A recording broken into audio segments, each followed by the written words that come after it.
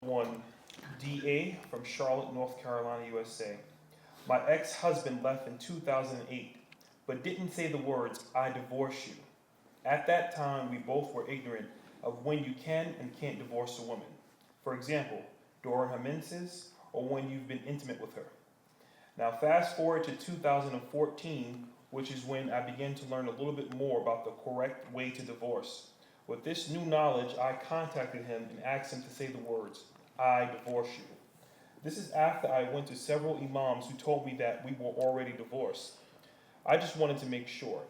Now, in 2017, I learned that the divorce can be invalid if done during the menses, etc. The issue is, I can't remember if I was on my menses or not at that time in 2008 or 2014. I was aware of the hadith in 2014, but unaware that doing so during a woman's menses would make the divorce invalid. I'm trying to get married and move on with my life. I just want to make sure it is permissible for me to do so, and if not, what more needs to be done? Shukran. Bismillah, alhamdulillah, wassalatu wassalamu ala rasulillah. Inshallah, for your voice. It's cold outside. Amma ba'd. Assalamu alaikum wa rahmatullahi wa barakatuh. In this situation, in which many years have passed by, and there's a great deal of past ignorance, and also current, we'll say more than one way of looking at things in the current state. Menstruation, this imam, so on and so forth. If he divorced you in 2008, in other words, it was almost 10 years ago, and you don't want to be with him now, you want to move on with your life, then ask him to divorce you. Tell him to pronounce the words clearly if he hasn't already done that. Did he divorce you then because he was away from you for such a long time? Was he away from you? He just left you, abandoned you, so on and so forth. The easiest, safest thing to do right now is to request, to demand that he divorce you. Please, it's been all of these years. It's clear that I don't want to be with you, you don't want to be with me. Just say the words. I divorce you. And that you're not in a state of menstruation, nor in a state of purity in which you had sexual intercourse with him, etc. Once he says those words, khalas, everything is mutayaqqan. It's totally certain and sure. And if he doesn't say those words, he refuses to say it for one reason or another, then bi'idhnillahi ta'ala, other means can be taken for the divorce to be clearly annulled after that long period of time in the current situation and the current circumstances. That's the easiest way that I see for you right now. The safest way to avoid confusion, this, that, opinion, third, fourth, fifth, you're still married to him, just do it the simple right way.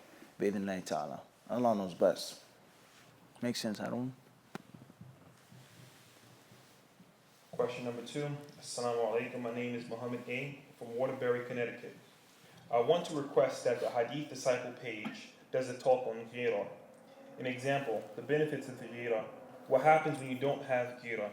Is there such thing of having too much ghira, or just whatever you feel is beneficial to talk about on this concept of protective jealousy? Bismillah. Inshallah ta'ala, we'll try to honor your request, bi'idhnillah, and try to make some time to do something on it, 5 minutes of fa'idah, khutbah, or something. In brief, al-ghira or al-ghayra is basically meaning, as one said, protective jealousy. Not always protective, but jealousy that's supposed to be praiseworthy. First and foremost, ghira is something which is necessary. It's necessary. First and foremost, you have to have ghira for your deen. Secondly, you have to have ghira for yourself, self-respect. And you also have to have ghira for those whom you love and those whom you care about, regardless whether it's your wife, whether it's your close friend, whether it's your Muslim brothers and sisters being killed, murdered, whatever the case may be. You have ghira for the religion, okay, for the deen, some type of zeal for the religion, passion for the religion, and also for yourself. Have self-respect, all right? And also, you want more, and you look to those whom Allah Azza wa Jal has blessed, and you ask him to give you something similar or better or equal to what he has given them, and not to take it away from them, which is known as al-ghibta, which is not the hasad, the evil, nasty jealousy, or in the English language they say the difference between jealousy and between envy. What's important is that there's a necessary amount that every Muslim should have, a necessary amount. But that necessary amount, under any circumstance, is it to exceed what's necessary and go to the boundaries of blameworthy ghira, blameworthy jealousy, blameworthy zeal, and which it causes a person, just like any other emotion in which there's too much of, it's an extreme, to say things and do things, or to avoid saying things and avoid doing things which are totally non-Sharia compliant, such as anger. Every Muslim is supposed to have a level of anger for Allah, a level of anger for the deen of Allah, and anger for yourself, a type of self-respect and self-honor in which someone tries to violate you, you defend yourself and you get angry to an extent, or happiness, pride in the deen, being friendly, being social with your Muslim brothers, but too much is bad. And we just laugh, joke, laugh, joke, laugh, joke, laugh, joke. Too much is bad. So what's important is وَكَذَلِكَ جَعَلْنَاكُمْ أُمَّةً وَسَطًا. Thus we have made you, O Muslims, a nation who is considered to be composed of just men and women, men who are just, women who are equitable, that have balance, that are fair and upright. So whenever there's too much of a thing, it normally crashes. You have too much ghira, in which your husband starts to think bad of his wife. He starts to have suspicions of his wife. Are you cheating on me? This, that, your phone, I saw you, this and that. Happens all of the time. And then the shaitani comes and takes a small little niche, a small rip in the socks. And next time it's a gaping hole in your socks. He expands it because the ghira is too much. Or your brothers, you start thinking bad about your brothers. Or you may have too much zeal for the deen, too much protective jealousy for the religion, and you end up saying something which is clearly against Allah and against the Rasul, which will destroy yourself. We all know the famous hadith in which the Prophet ﷺ tells us about the two men from the people of the past. And perhaps some narrators say they're from Bani Israel. One was a worshiper, a righteous, pious worshiper, like a monk. He lived a monastic type of lifestyle, you know. And another one was a normal person who was a sinner. He used to make sin. And the friend who was righteous, he would tell his sinful friend, stop sinning. Every time he saw him, stop sinning, relax, chill, as we would say. Taqillah. What is this? Every time he saw him, that's all he would say to him. So one time he saw him, and he was making a sin. So the righteous one, he said to him, stop, aqsir. He said, stop it. And the man became frustrated, he became upset. And he says, Abu'athta alayya raqiban. He says, are you my watcher? Are you my watchdog? Are you in charge of me? Like, okay, I get the message. You've said fear Allah enough, as we would say. It's what he said to him. He says, are you my watcher? And then the righteous man, he became angry and he became jealous. He had ghira for the deen. I'm telling you to fear Allah and you say something like this. And he said, Wallahi la yaghfirullahu laka. He says, by Allah, Allah Azza wa Jalla will never forgive you. You're disobeying Him, I'm telling you to stop, and you say things like this, Allah will never forgive you. So Allah Azza wa Jalla, as the Prophet tells us, He took the souls of these two men, and then He resurrected them. He questioned them, and He asked them, their souls, their two souls. He asked them, He said, Man dha alladhi yata'alla alayya, alla aghfir li fulanin. He said, who is the one that swears, makes an oath that I'll never forgive my servant, so and so? Who's this? Who are you to come between me and my servant? Who are you to compare me to a human being who doesn't want to forgive? And if he sees a person consistent upon a mistake, he just just cuts him off and loses hope. Who's this that has enough boldness? So Allah Azza wa Jal, He commanded for this person's soul to be punished, for him to be punished, to take him to the fire. And He forgave the sinful slave. Shaykh Abdul Aziz bin Baz, rahimahullah, he said about this hadith, he says, وَفِيهِ, he says in his hadith that the man had kana indahu ghayra khati'ah. He had a ghayra which was totally wrong. It was too much of it. And it led him to his what? His undoing, his destruction, because he was too zealous about the religion. So this is a very serious hadith and a very serious lesson to be taken from hadith. Many brothers and sisters, whether it's in Queens, New York, or wherever you go from around the world, they have too much of this when it comes to their wives, their children, their brothers, their religion, or whatever the case may be. It's very important, okay? Or the concept of not having balance with regards to self-pride, okay? We all know that if you have the ability to implement the hadith, al-yadul ulya, says that the upper hand is better than the lower hand. There's no doubt about that. If you can give the sadaqah and the one to do the service, then that's what you should do, okay? Instead of taking and receiving. There's no doubt about that. Also, the concept of accepting gifts from people in which there are strings attached. Whether the strings are tangible, physical strings, or whether they're metaphysical strings, invisible strings. A brother says there's no strings attached, but you know or you feel that he's trying to buy you out, or give you something, give you something, give you something, give you something, and the next thing you know, you have to do something for him, which could be haram or disliked. Or I own you because I gave you this gift, I gave you this money, whatever the case may be. And the believer shouldn't do this. He shouldn't take this. He should avoid this. He should have that type of self-respect. If you want to call it, quote-unquote, self-pride, whatever you want to call it. I don't know if we understand the concept. Everybody understand this when I want to say pride being a bad thing. What's important is there has to be a limit in which you don't always extend and stretch your hand out. Or you extend and you stretch your hand out and you don't give anything back. You see what I'm saying to you? That's one thing.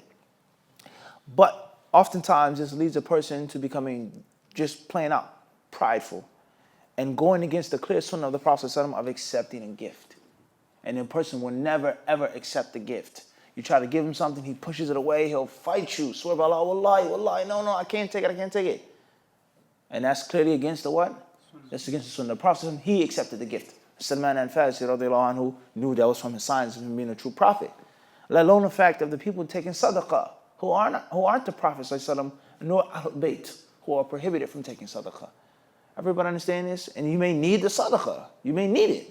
Or if you don't need the sadaqah, you're wealthy, or you're well off, or I'll be okay. But just a gift from your brother that doesn't have no strings attached, apparent strings, or inshallah no invisible strings. There's no reason for you to feel this way. It's an honest gift from the heart. But you say, no, I can't take it, I won't take it because of this self-respect and pride, which is what? It's too much. So I think hopefully everyone gets the lesson, bidhnillahi ta'ala, with regards to ghairah and keeping it on a balance. Okay, but having some of it is a good thing. Okay, and this is from the attributes that a Prophet attributed to Allah. Inna Allah yaghar, that Allah has ghairah. And Allah's ghairah is when his slave performs a fahisha. When a slave goes towards the fahisha. Allah doesn't like this. He has this ghairah. Whether you translate it to mean protective jealousy. Okay? Now, we know every attribute that Allah has doesn't mean the slave should have. There are certain attributes that are specific and exclusive to Allah, the Mighty and Sublime. And there are other attributes which are praiseworthy in the slave as well. An example of an attribute which is specific and exclusive to Allah is a takabbur. There's a takabbur and a ta'ali. There's a person being high up. A person having a type of pride. Everybody understand this? A type of might in one's pride. And Allah Azza wa Jalla, He mentions this about Himself in the Quran al-Kareem.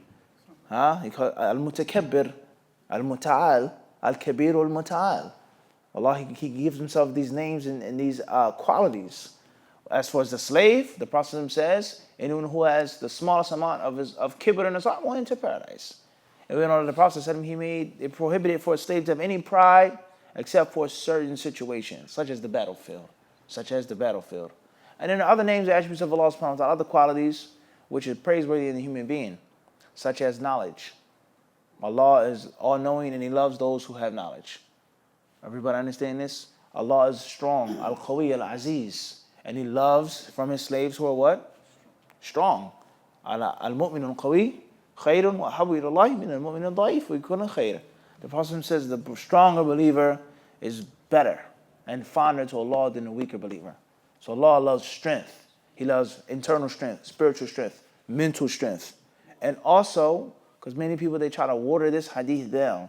If the hadith is not specific to physical strength, or even if it's not necessarily talking about physical strength, because a believer could be weak physically. Abu Bakr as-Siddiq radiallahu anhu was so thin, his izar would have slipped down. Ibn Mas'ud radiallahu anhu had very skinny legs. They laughed at him when he climbed the tree. And the Prophet says, Wallahi, these legs are heavier in a scale than my Uhud. Okay, I'm call alayhi salam. But it doesn't mean that you should try to be weak. And that Allah does not love a slave who's spiritually strong, mentally strong, and also what? No doubt about that for the deen of Allah subhanahu wa ta'ala. Allah says, كَأَنَّهُمْ بُنْيَانٌ مَرْصُوصٌ. That Allah loves those who fight in His cause. As if they were what? فِي سَبِيلِهِ صَفًا كَأَنَّهُمْ بُنْيَانٌ مَرْصُوصٌ. As if they were a solid structure. So the wall is weak, you wouldn't be leaning on it right now, as we speak. Your arm wouldn't be on it if it was weak. Or a brick wall. Every brick in itself individually is what? Strong. The mortar placed between the bricks strategically in a proper way together is dried. It's also what? Strong. So strength is a praiseworthy characteristic, spiritual, mental, and also physical when it's used properly. And the list goes on and on and on and on and on. So what's important is certain attributes Allah Azza wa Jal has described Himself therewith, and they are good with regards to the slave as well. Of course, there's no comparison between the two, except for the shared name, title, knowledge, no difference. Just like among the slaves. A term is used and there's no real comparison between the two. You say, Al-Amin has strength, and Muhammad ibn Munir has strength. His muscles, his strength compared to mine is like what? No comparison. وهكذا. Naam, Sheikh. Wallahu a'lam. Next question. May Hajj with you, brother. Inshallah. Question number 3.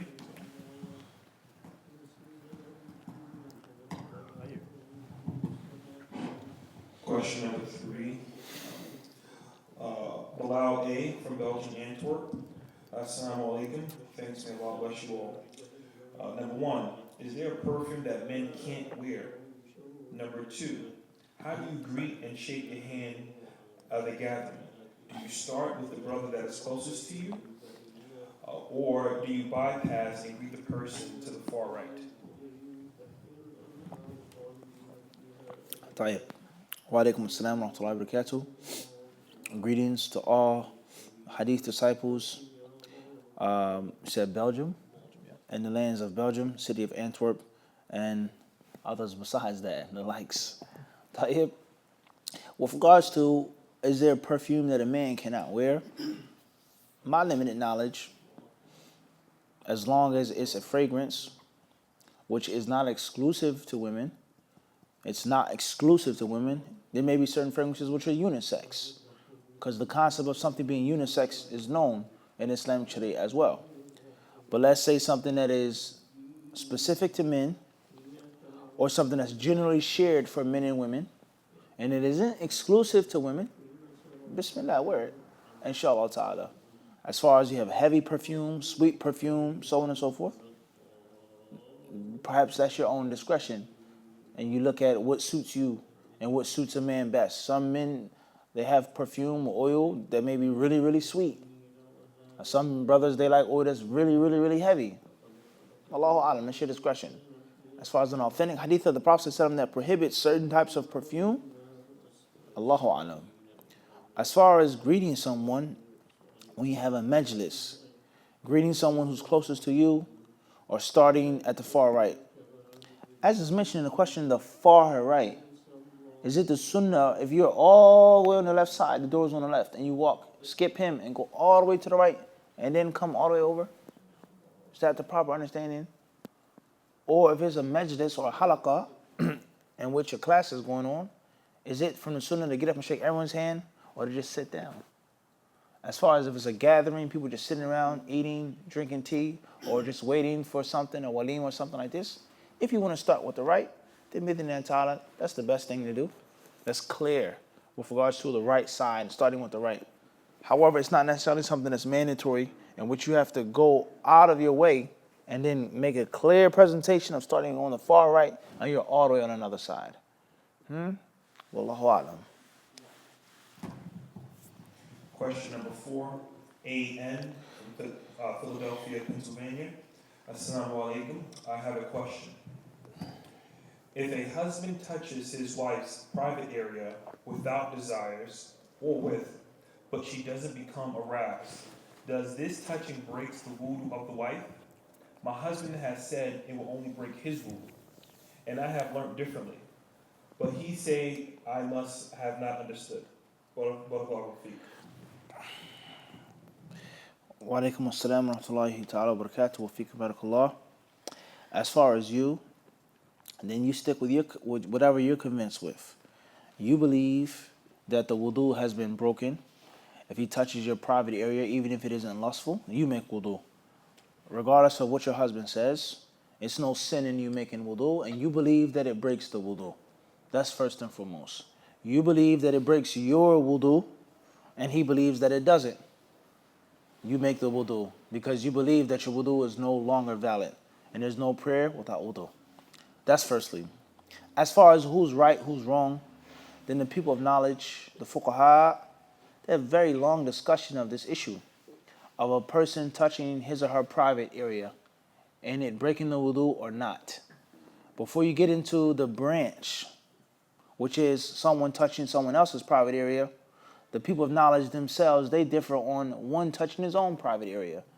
Is it specific just to a man, or does it also apply to a woman? The Prophet ﷺ, he says, "Man dhakara," he says, "Man massa dhakarahu falyatawadda. Man afda biyadihi ila farjihi." The narrations are several. From them, from the clearest of them, are those that say, he, the literal translation, "Man massa dhakarahu," he who touches his penis. So some of the ulama, they say that it's specific to a man. And others, they say it's general for a man and a woman touching her vagina. And some of the ulama, they make a qiyas as well.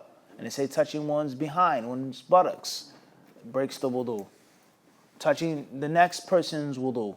And you'll be shocked at the detail that the people of knowledge give on this issue. They break down every single issue, touching a baby's private part, a man touching a woman's vagina, a woman touching a man's penis, a man touching a man's penis, a woman touches another woman's vagina. They even speak about the issue of a hermaphrodite.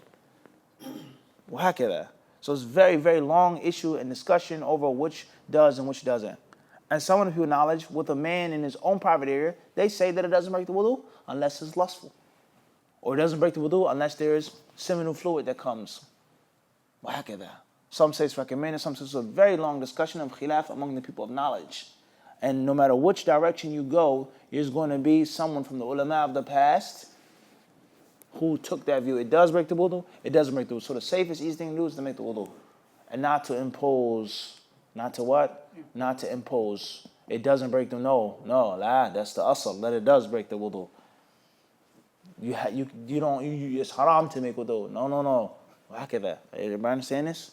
It's unnecessary to impose on this issue because it is a clear issue of legitimate and valid khilaf among the people of what?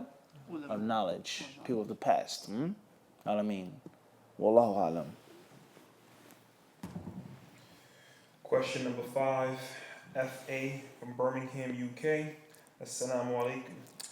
If women are praying in a part of the masjid where they can just about hear the imam for some parts of the salah, but not other parts, and this leads to confusion in the salah, should they still follow the imam and try their best, or pray separately?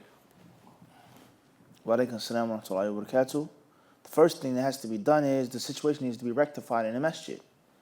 Whereas if the sisters are praying in a vicinity in which they can hear him naturally without man-made technology, then that's one thing.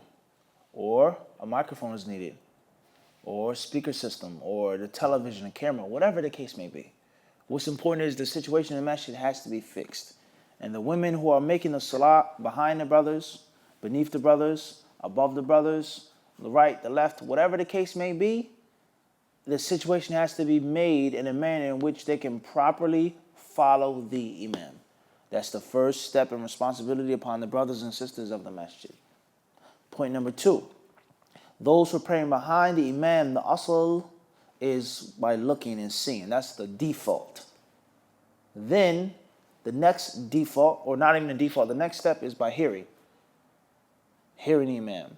Number 3, the next step is by seeing and hearing those who are praying behind the imam, the rows. Everybody understand this? And then we have the modern concept of the technology. You can't see the imam at all. You cannot hear the imam if the electricity goes out at all. You cannot see the people that are praying in front of the imam. You're in a different room. And that's an issue in itself. All right? With regards to the masjids being constructed and engineered in such a way in which everyone can at least physically see the imam or those praying behind the imam. That's a very, very long discussion. And we don't want to get into no revolutionary, controversial issues with regards to, is it the sunnah for women to pray in a different building? Is that the sunnah? Is it the sunnah for women to pray all the time in a secluded area?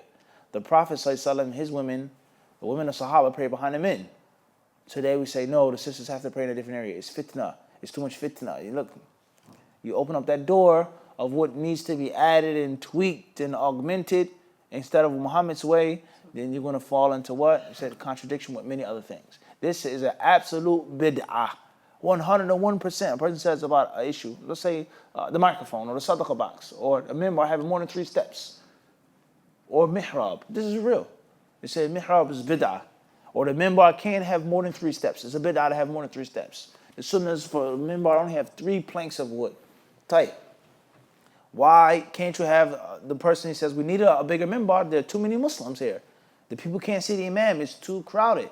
And the whole fiqh of the minbar is not for wood.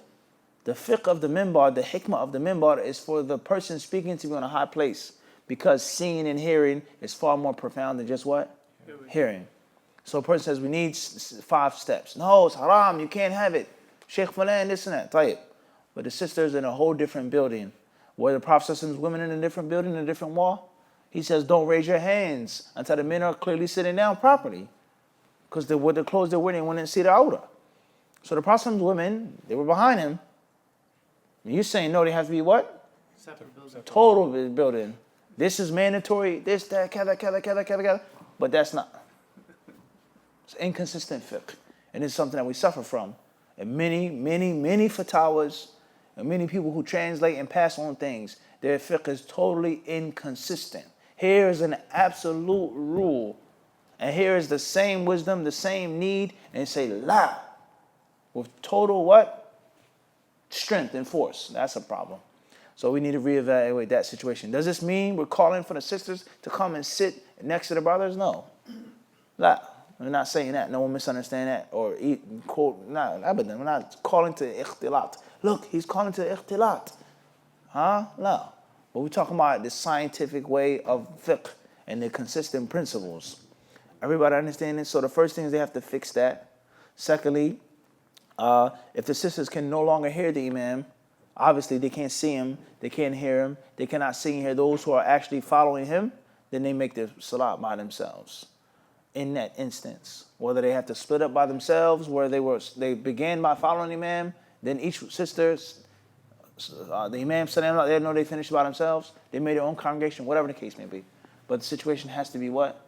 Rectified in the masjid. If you can't see the imam, that's fine. You have to have the technology. If you don't have technology, then you have to be in a room in which the imam can be heard and someone says the takbir, وَهَكَذَا. What? وَهَكَذَا. What I was trying to point out was the situation of how masjids are constructed. Certain masjids can't be big enough, and they're not going to be big enough for brothers and sisters to be in one musalla. But there are certain masjids in which what? It can be. And the asl is that you see the imam and hear the imam without this. That's the asl. Doesn't mean it's haram to use electricity. But if you can get closer to the default, that's what you should do. Wallahu a'lam. And last important point, brothers and sisters, the way of the Salaf, and I quote, the way of the Salaf is not exclusive to Aqidah. It is not exclusive to minhaj or bid'ah. It is not exclusive to da'wah. Following the Salaf as-Salih and being upon their way pertains to Aqidah, Hadith, Tafsir, Fiqh, Akhlaq, everything, Usul, getting as closest to their way as you possibly can. And this is something which is a blatant violation. That the following the Salaf is only pertaining to Aqidah, that's it.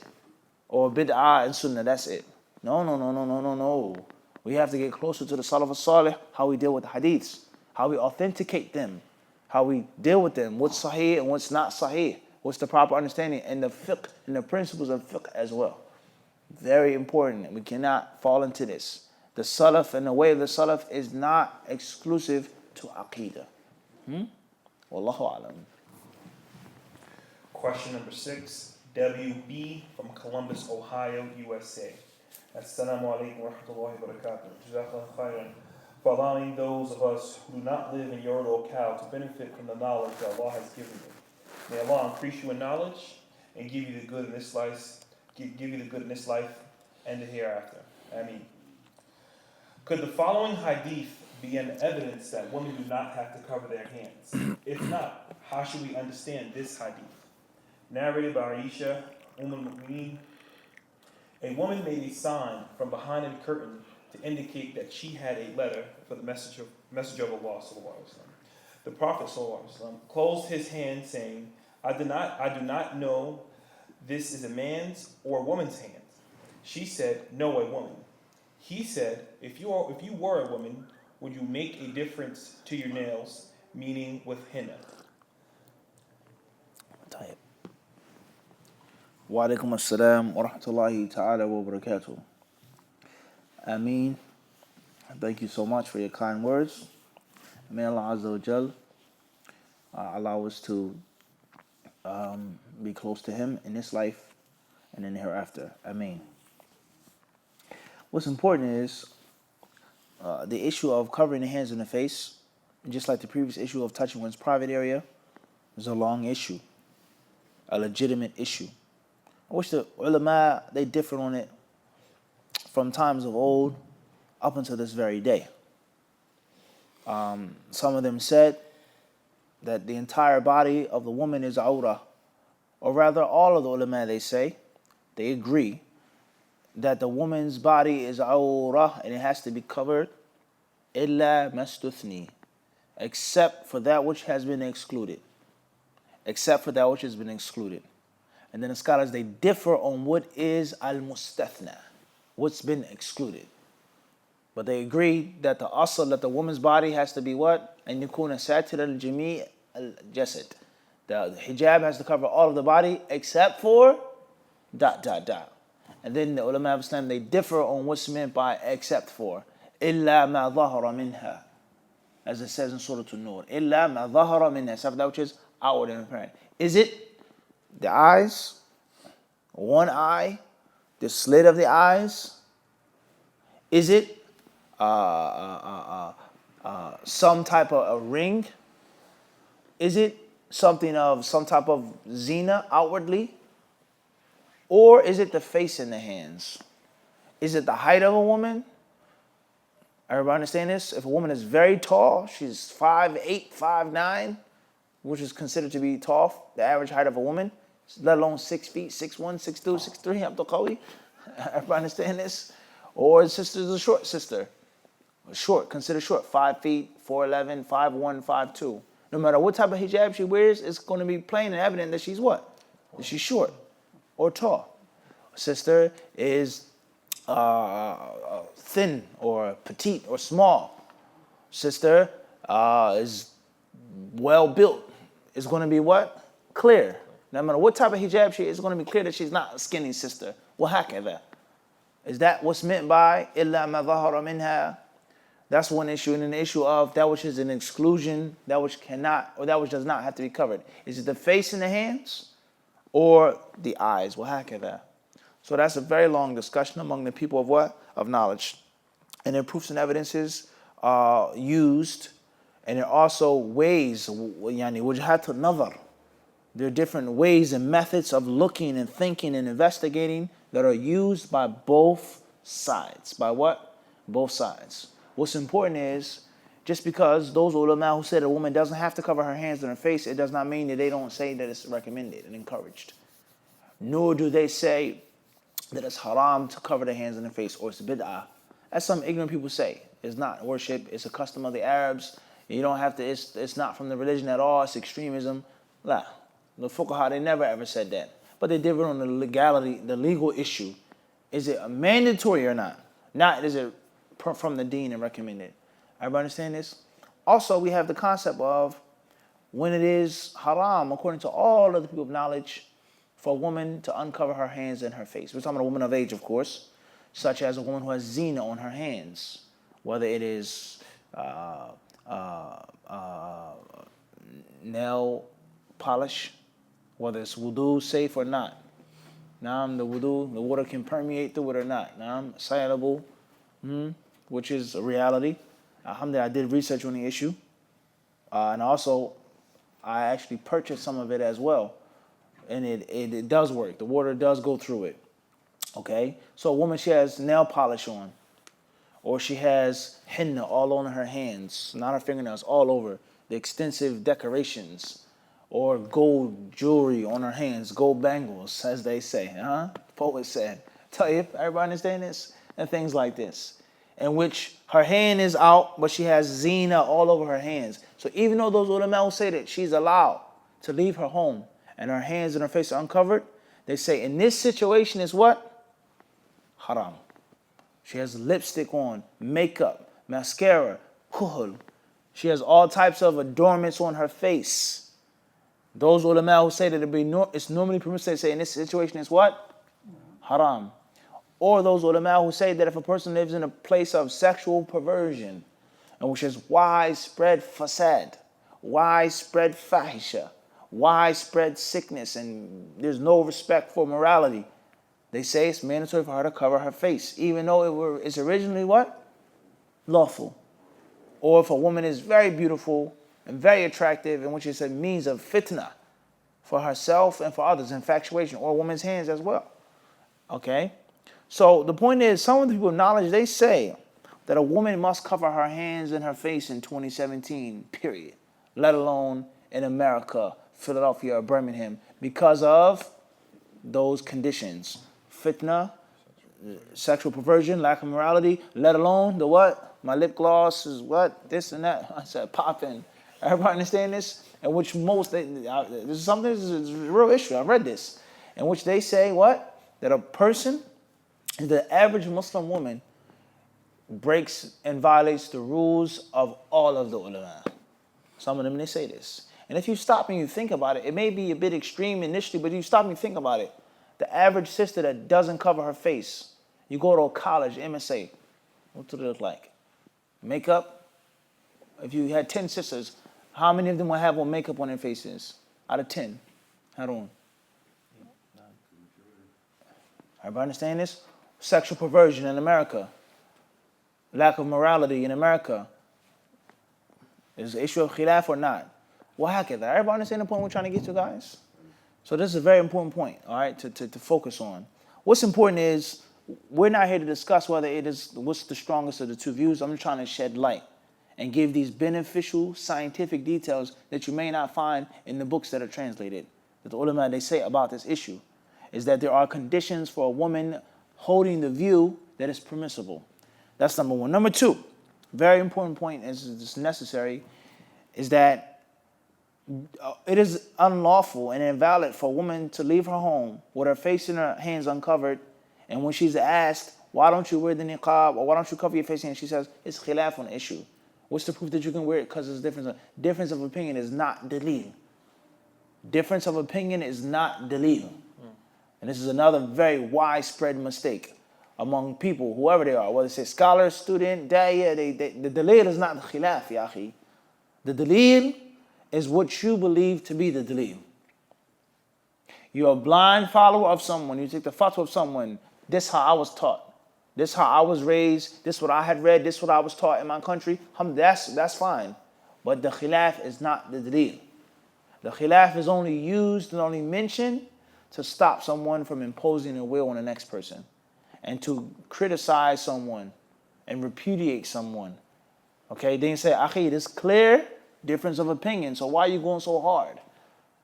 That's when it's mentioned. But the dalil for it is not what? It's khilaf. It's permissible to eat this type of meat in America. I go to McDonald's because it's what? No, that's wrong. That's what the brothers say. This ikhtilaf is not the dalil that you can get a hamburger, a Big Mac, or a McCrispy. Everybody understand this? That's not the dalil. That's not the what? That's not the dalil. The dalil is that Allah says in the Quran, the food of those who have been given the scripture. That's the proof. Whether you're qualified to use it, that's the dalil. You can't criticize me, call me a fasiq, refute me, I'm a deviant, because there is ikhtilaf. Everybody understand the difference?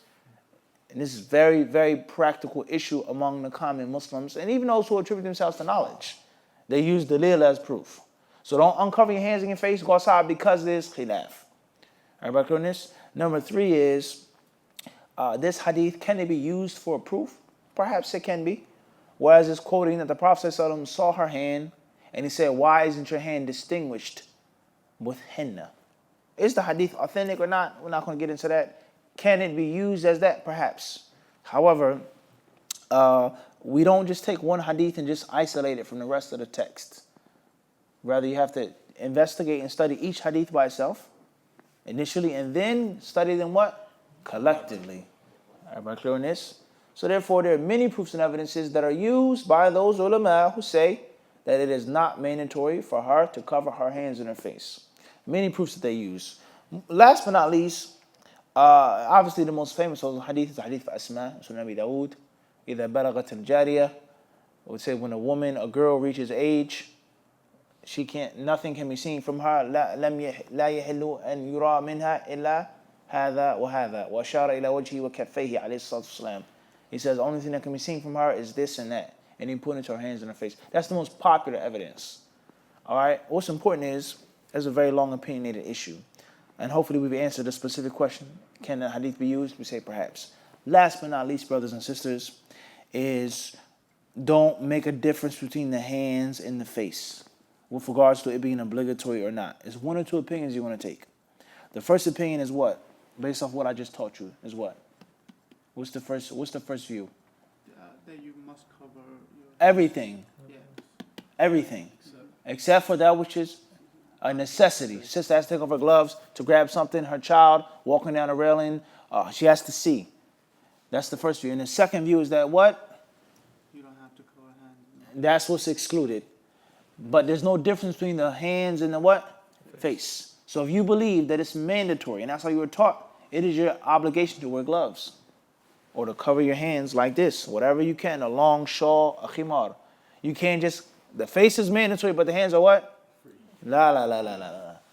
And that's another widespread mistake that many people make because of ignorance, and also oftentimes because many sisters, they cover their faces because of culture, not because of the dalil. Not saying that the culture is against the dalil, but they're doing it for cultural reasons. So they have the niqab on, it's wide, their eyes open, and you see their hands with henna, or just a woman's hands. A woman's hands can be just as much as a fitna as her what? As her face.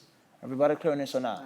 And we said before that the people of knowledge, they say, from the wisdom of you seeing a woman's hands when you have a sit down with her, you're interested in marrying her, her family, they're accepting you, so on and so forth.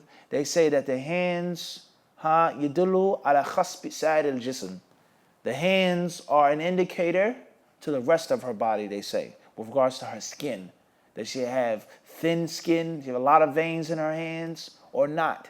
Her hands dainty, her hands like this, her hands like that. It's an indicator to the what? Rest of her body. Showing that the hands is a type of what? Attraction. Everybody clear on this? So, if you believe that covering the face and the hands is only recommended, then the ulama of Islam, they say, إِنَّ الْمُتَطَوِّعَ أَمِيرُ نَفْسِهِ. They say that the one who's doing voluntary acts of worship, he's in charge of himself. I just want to cover my face and leave my hands out. That's what? That's fine, la bas. But if you believe that it's mandatory, then you have to do what? Both. You have to do what? Both. And many sisters, they do this. They have their face covered, but their hands are what? Uncovered. Or their eyes are uncovered, and it's not mandatory. It's not necessary for them to have their eyes uncovered. They're not driving. They can see clearly. You're supposed to cover everything. Everybody understand this? Because it's not a necessity to be uncovered. Now, the last point of advice is, brothers and sisters, as we said before, that a woman's hijab is nothing more than a manifestation of the rest of her religion. Religion is strong, based off of solid knowledge, trying to follow the salaf, trying to learn, trying to study, trying to be pious. In most cases, that's going to what? Manifest itself on her hijab. The type of hijab, there lies no doubt. A sister has on a skirt and a shirt. A sister has on a type of loose dress with a little shirt. Sister has on a long shirt, a tunic top, and skin tight jeans, but the tunic top is over her thighs and her behind. That's one thing. That's one level. Sister with her khimar out, her neck open, her ears out. That's the manifestation of the what? Deen. Of the deen. And also the manifestation of the teachings of her father, without a question. You let your daughter come outside the house like that, and you claim to be upon this and upon that. She has her ears out, her neck out, tight stuff on. From day one, you can't see that as a sign, ya akhi. It's a manifestation of the rest of her religion. And then different levels. Tight khimar, open khimar, khimar comes over her breast, a khimar, it's levels. And then a sister who's trying to wear everything, loose, a clear hijab. It's not a fashionable dress, it's a Muslim-made garment. The color, the length, the size, it shows the manifestation of the deen. And the same applies to the brothers as well. Brothers have full beards, trim beards, shaven faces, tight pants, pants above the ankles, wahakadha. Very important point here. Everybody understand this? So it's from the deen internally and what? Externally. Wallahu alam. Question number 7, Fatima from London, UK. I want to start a business as a hijama therapist, but came across the hadith as follows. The Messenger sallallahu alaihi wasallam said, the worst of earnings are the wages of a prostitute, the price of a dog, and a fee of a cupper. It's in reference in Muslim and also Tirmidhi. It was narrated that Abu Hurairah said, the Messenger sallallahu alaihi wasallam forbade the earnings of a cupper. That's in Nasa'i. Also classed as Sahih by Shaykh Al-Albani. Based on the above, it is disliked to go into cupping as a business. I want to leave my current job as the environment is becoming more mixed and continuously testing me in my deen. I want to go into something which will help revive the Sunnah and help my Muslim sisters. Please advise. Barakallahu feek. Wa alaikum assalam wa rahmatullahi wa barakatuh. Wa fikum barakallah. Jazakallahu khairan for your question and for mentioning the beneficial information. What's important is, if you have the ability to cup your brother or your sister for free, then that's the best thing to do. If someone gives you something, a donation, they help you out, a gift, a token of value and appreciation, but you do it for free, that's one thing. That's one thing. And it doesn't mean that it's haram for a person to have a profession as a hajjam. Everybody understand this? As we've explained in our lessons on Bulugh al-Maram, وَكَانَ حَجَّامًا. The man that was married was not as noble as the woman who he married. He was a hajjam, a cupper. We mentioned this. We explained this. So it's not haram to be a cupper. What's meant by these hadiths is that a person should cup and do it what? As the brothers say, fi sabilillah. Everybody understand this? They may not say it like that. They may say it another way. Fi sabilillah. Everybody fi sabilillah. Everybody understand this? What's important is that a person should cup and he should help out his brother, because cupping is a type of medicine. It's a type of healing, and it's good to offer that for the Muslims. That's number one. Number two, you have to understand historical context of these hadiths in the modern world today. There are many things that we do, and there are professions, and there are real professions.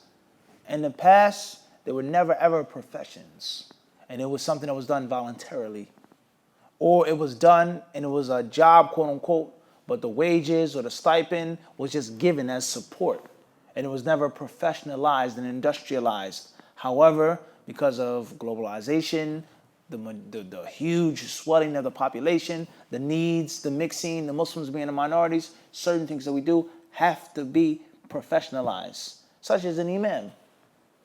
An imam. Back in the day, did they have imam contracts? This is reality. Did the brothers have stack agents? Everybody understand this? But nowadays, it's a need. And you may starve. You may be totally, only Allah knows what may happen to somebody in a masjid. Everybody understands, a sheep in a land of wolves, literally. So there's certain needs and necessities for there to be a professional job. This is an imam. He has a contract, he has a responsibility, and these are his expected duties. And this is what he is compensated for. It is a must. Or a mu'adhin. What did the Prophet say? He says, وَاتَّخِذْ مُؤَذِّنًا لَا يَأْخُذَ عَلَى أَذَانِهِ أَجْرًا. He said, don't take a mu'adhin who takes money for his adhan. Now, you have a major center, a major functional masjid. You can't just necessarily rely on a brother just come in and make the adhan. You may need someone that's going to be on time every single day. Professional muezzin, like in Minnesota. He said, I got to go. I got to what? Got to make the adhan. Everybody understand this? This is a reality, and it's very important to have the proper fiqh of these issues. And the same applies to a cupper. Back in the day, a cupper may just be a brother who just does it, and they help him out. They take care of him. He looks after the village. You see what I'm saying to you? Nowadays, it's a bit what? A bit different. You have the different medical risks of germs, infections, so on and so forth. Things are being standardized. You can't just do it no more with the metal shot glass or goat horn. Or back in the day, they would suck the blood out themselves.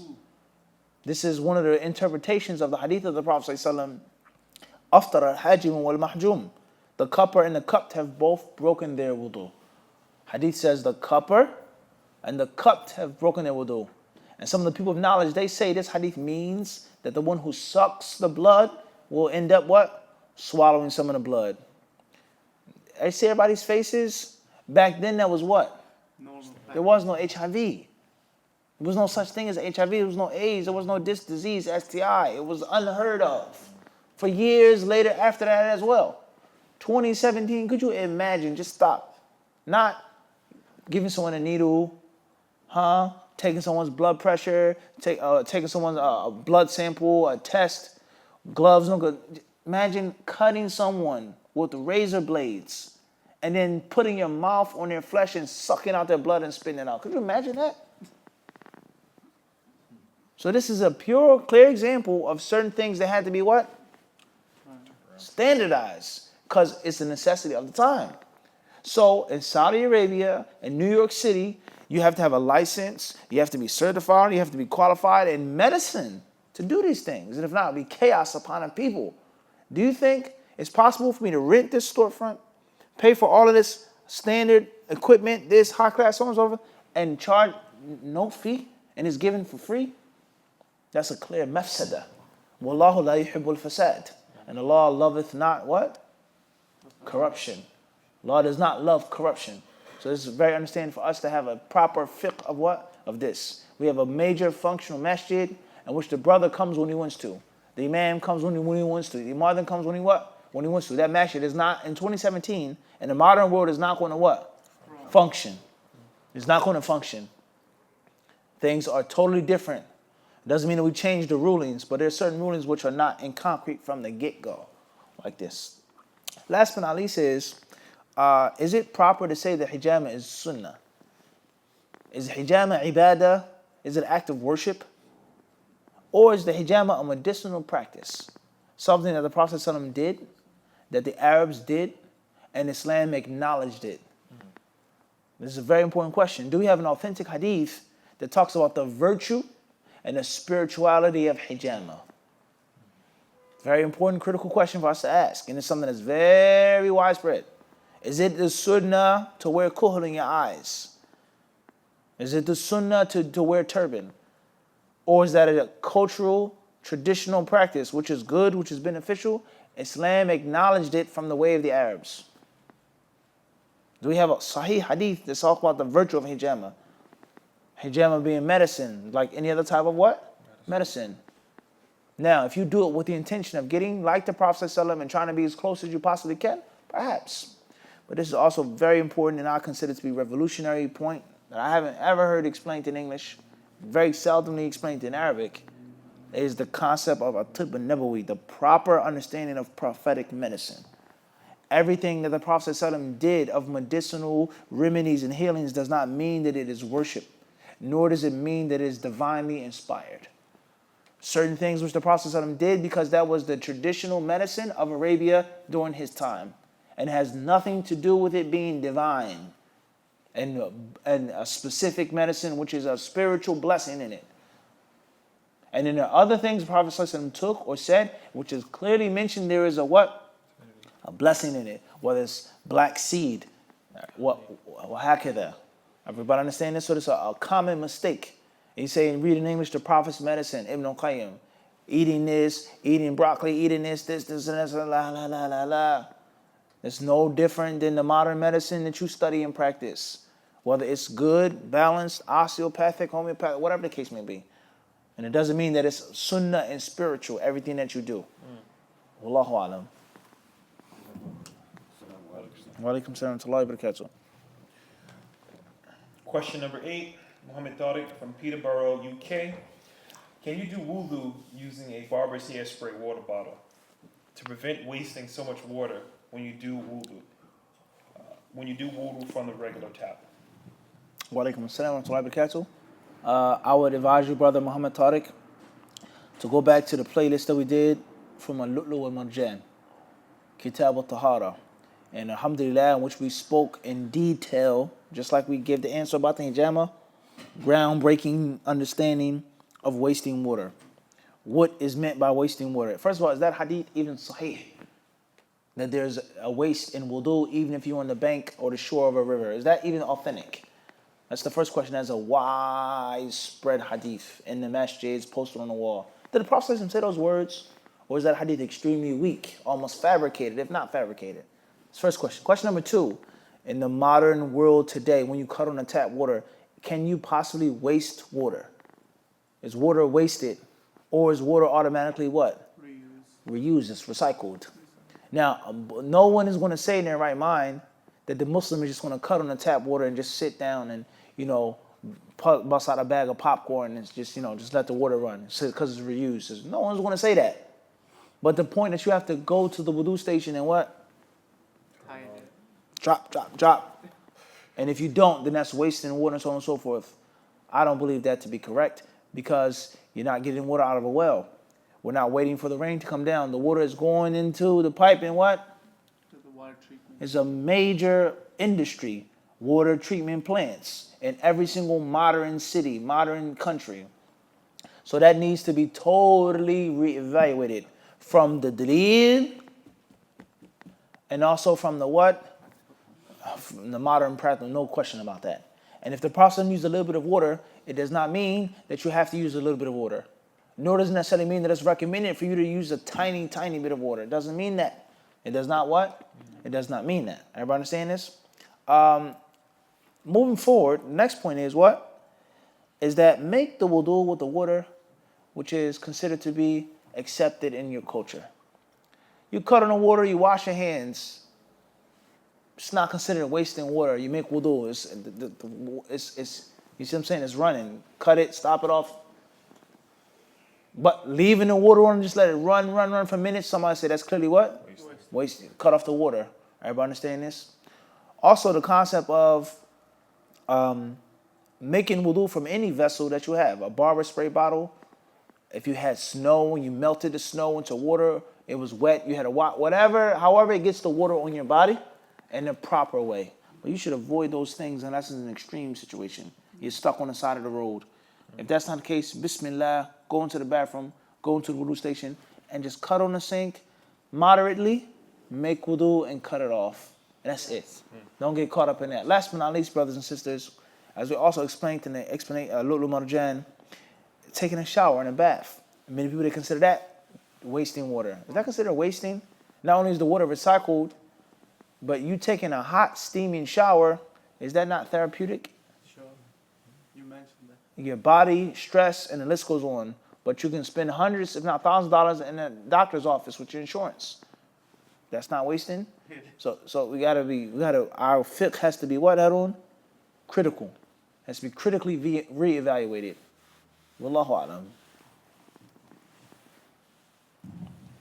Question number 9, Abdullah from Queens, New York, USA. My job is very injury prone. If I get hurt on the job, I will get workers' compensation, which is half of my salary. However, we have an option of buying additional supplemental insurance, such as Aflac or others.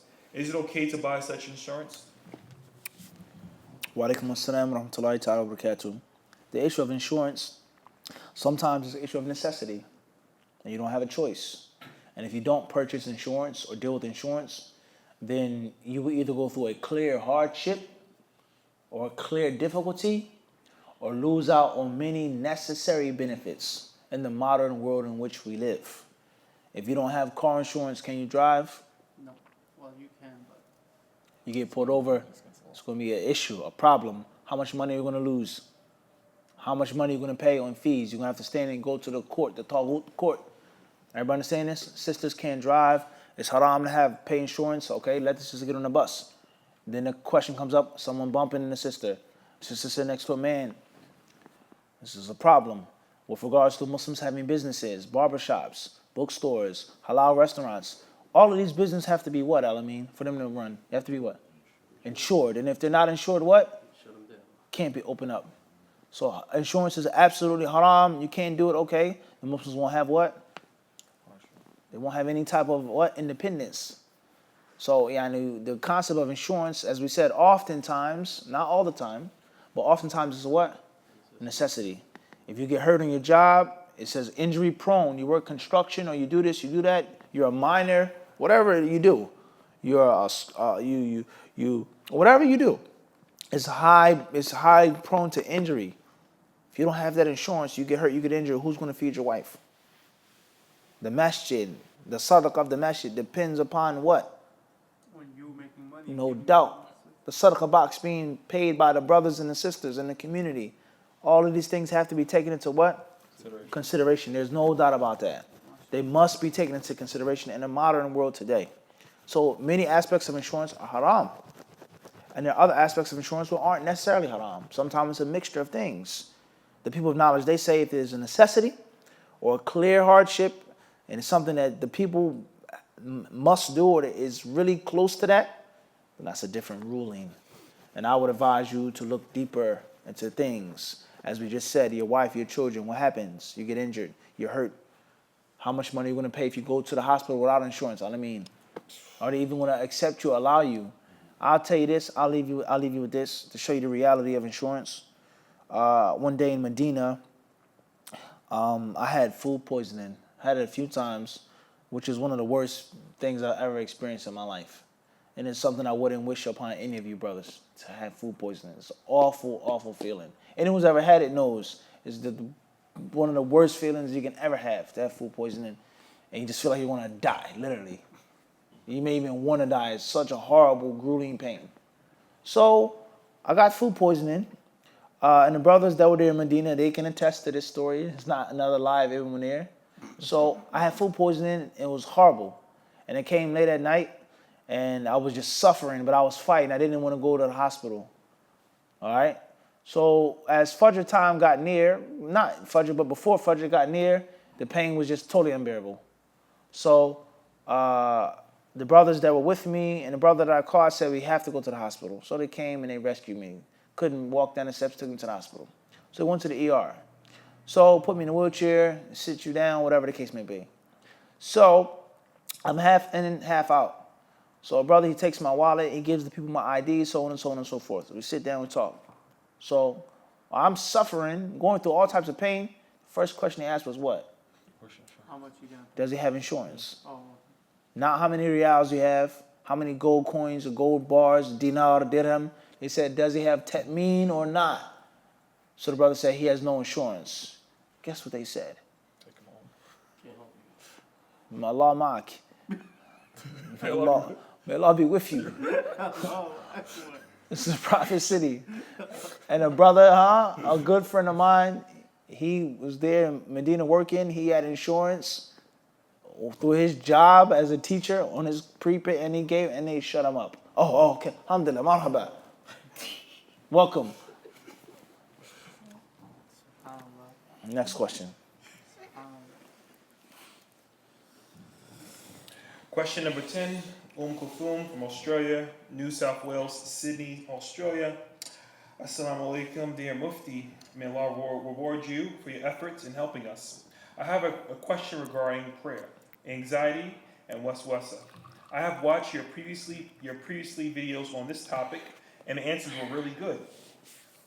I have really bad waswasa that affects all forms of my worship, from wudu, salah, seeking knowledge, and even reading Quran. I am trying to get through this, even though it's been 4 years long. My question is specifically on salah. Due to my mind overthinking due to anxiety or waswasa about losing wudu, not placing limbs in correct position, or pronouncing the letters incorrectly, I can never be certain of how many units I have prayed. In the past, I had used to repeat them over and over so many times.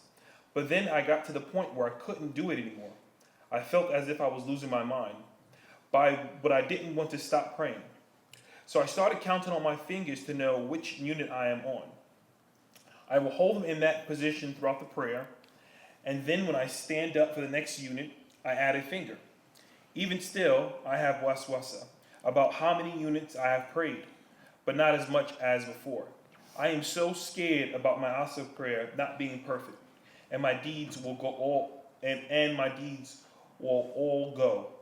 That counting on my fingers is not enough. Every single asr, I have to video record myself praying. I can never leave my house at this time for the fear of my asr not being perfect, or I will lose wudu, etc. This is the extent of my issue. Do you think Allah will accept my prayers if I pray in such a manner? Or do you know something else I can do to keep track of the units despite my waswasa? Jazakallah khair. Wa alaikum assalam wa rahmatullahi ta'ala wa barakatuh. May Allah subhanahu wa ta'ala relieve from you all that bothers you. Ameen. I ask Allah, the Lord of the great throne, to help you, to support you, to make you strong, to make you firm, and protect you from your enemy. Ameen. We ask Allah Azza wa Jal to grant you coolness of the heart. Bi-idhnillah. With regards to the answer, a very few important points that we have to understand. And that is, when a person is severely afflicted by waswasa, unfortunately, the people of knowledge, the ulama, they say that there's no precaution. There is no such thing as safety and precaution with one who has severe waswasa. I.e., one who doesn't have waswasa, he's doubtful how many raka'at he made, 3 or 4. He's supposed to make what? Before the sajda sahwi, you're supposed to do what? The hadith says, فَلْيَبْنِ عَلَى مَسْتَيْقًا, is to build upon what you're sure. I know I made 3, for sure. Maybe I made 4, but I know I made 3, so I'm going to make what? To cover it. One who has waswasa, the people of knowledge say what?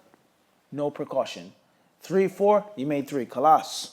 Sit down, make the shahud, salam out. Period. It's a very important principle, because if you keep going with precaution and being safety, that's doing nothing but adding logs into the fire of what? Of waswasa. So there's tremendous wisdom. There's no precaution for the one who is afflicted, the mubtala, who's afflicted with waswasa. Do what you're sure of. Bismillah, try your best.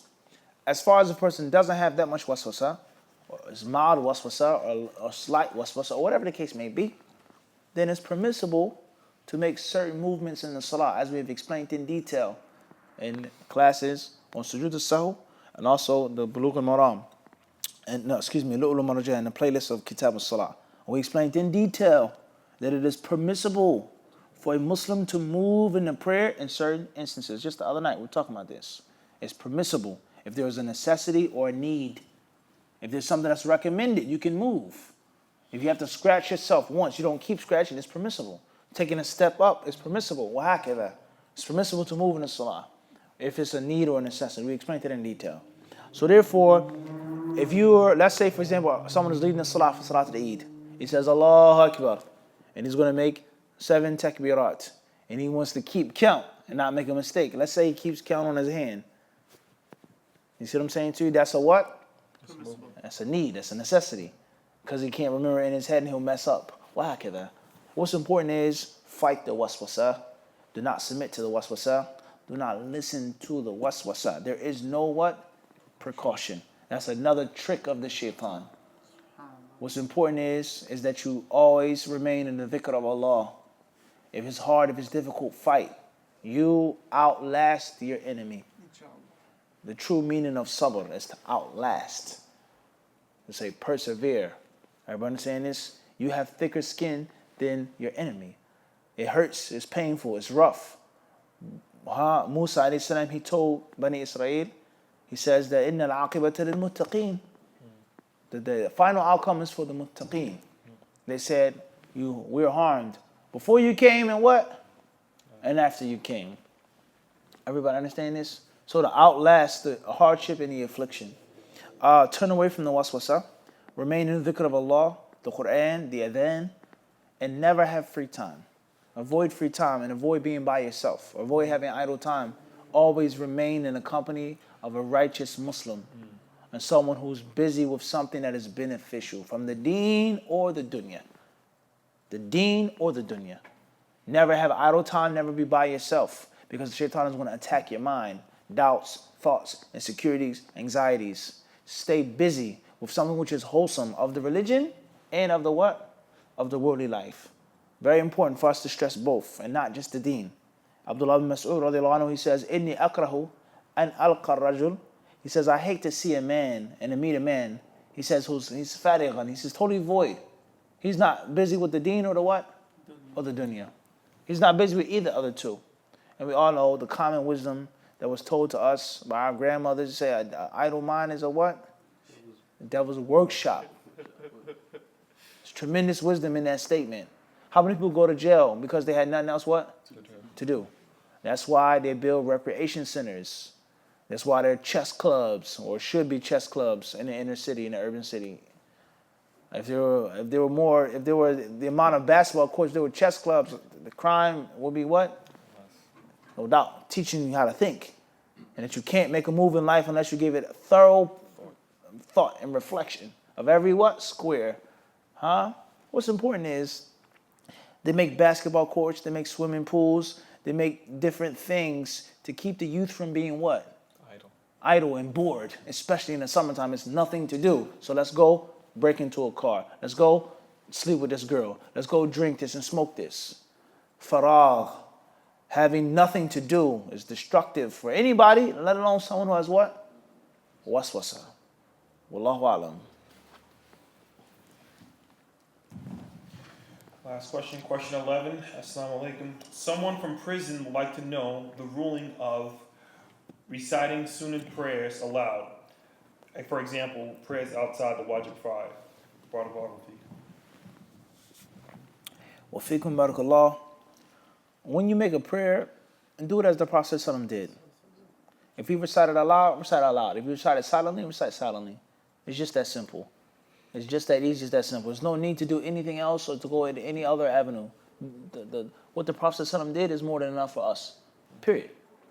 Is it haram to recite out loud in a silent prayer? Not necessarily, but it's no need to even think about that. Period.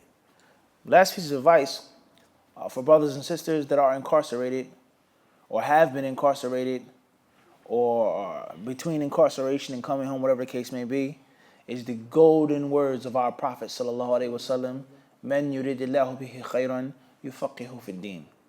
Whoever Allah wants good for, He gives them true understanding of the religion. So the concept of ignorance in the modern world is widespread. The concept of ignorance in the jailhouse scholar, jailhouse faqih, this is a reality of life. And my advice is to take these words of the Prophet ﷺ and make them your golden, the apple of your eye. Allah wants good for His slave, He gives them fiqh of the deen, proper understanding. Less talking, less speaking, less arguing, less fighting. Empty the cup and learn your deen.